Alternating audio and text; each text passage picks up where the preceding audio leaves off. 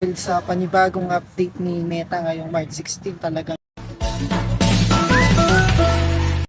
So hello guys, good evening. Siguradong matutuwa niyo yung mga content creator dahil sa panibagong update ni Meta ngayong March 16 talaga. Itong bagong update niya, ito ay sa tools ni Reels, sa ads on Reels po.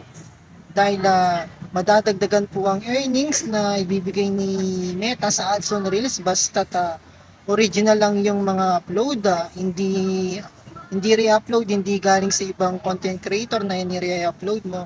Kailangan original.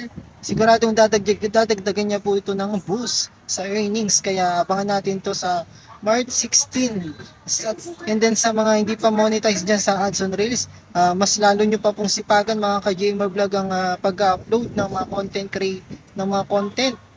At saka sigurado dapat wag po kayong gagamit ng music dahil delikado po, baka makopyright po kayo. Huwag niyo pong gayahin yung mga nakikita niyo mga vlogger na sumasayaw, nagti-TikTok o na-upload sa Reels.